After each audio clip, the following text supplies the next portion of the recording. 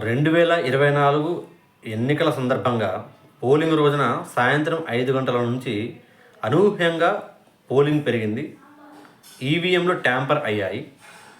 అదే తమ ఓటమికి కారణం అని వైసీపీ నాయకులు, అభిమానులు, కార్యకర్తలు 2 రోజులుగా చెబుతున్నమాట. ఈ సందర్భంగా నా స్వానుభవం ఒకటి గుర్తొస్తోంది. 2024 ఎన్నికల సమయానికి రాయలసీమలోని ఓ జిల్లాలో నేను స్టాఫర్గా పనిచేస్తున్నాను.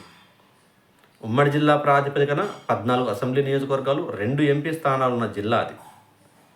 పోలింగ్ రోజున నా కింది స్ట్రింగర్లతో కలిసి పోలింగ్ సర్వే నిర్వహించాం. ఏ పార్టీకి ఓటేస్తున్నారు అని తెలుసుకోవడం ఈ సర్వే పని. 12-1 గంట సమయానికి మాకు స్పష్టత వచ్చింది. కూటమి ప్రభుత్వం ఏర్పాటు చేయబోతోంది అని తెలిసిపోయింది. నేనున్న పోలింగ్ బూత్ వద్దకు అప్పటి వైసీపీ ఎమ్మెల్యే ఒకతను వచ్చాడు. నన్ను చూశాడు, పలకరించాడు.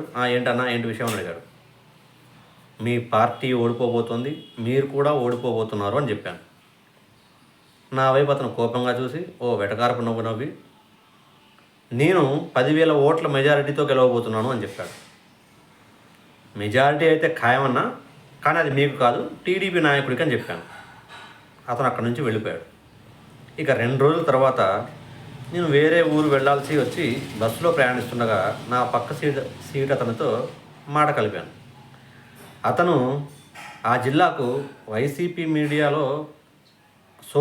సోషల్ మీడియాలో పనిచేసే ఏదో స్థాయిలో ఉన్న వ్యక్తి. ఏంటి అని మాట్లాడుకున్న తర్వాత, మీ సర్వేలో అంటే మీకు ఉన్న సమాచారం ప్రకారం ఏం తేలిందని అడిగాడు. ఉమ్మడి జిల్లా ప్రాతిపదికన 14 సీట్లలో 10 నుంచి 12 లేదా 13 కూటమికి వస్తున్నాయి.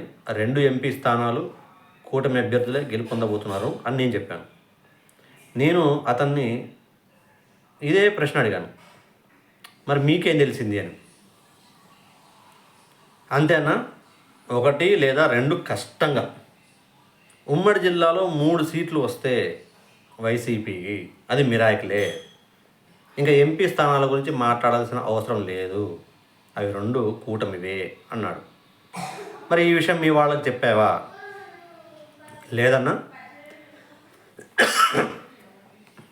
14 2 ఎంపీ స్థానాలు వైసీపీకి వస్తున్నాయని మేము చెప్పాము అన్నాడు. ఎందుకు అనంటే, రియాలిటీని మా వాళ్ళు ఒప్పుకోరు, మమ్మల్ని చెప్పనివ్వరు, కాబట్టి మేము నిజాలు దాచిపెట్టాము అని చెప్పాడు. ఏం లేదు, ఆ రోజున ఉన్న గ్రౌండ్ లెవెల్ రియాలిటీ చెబుతున్నాను అంతే.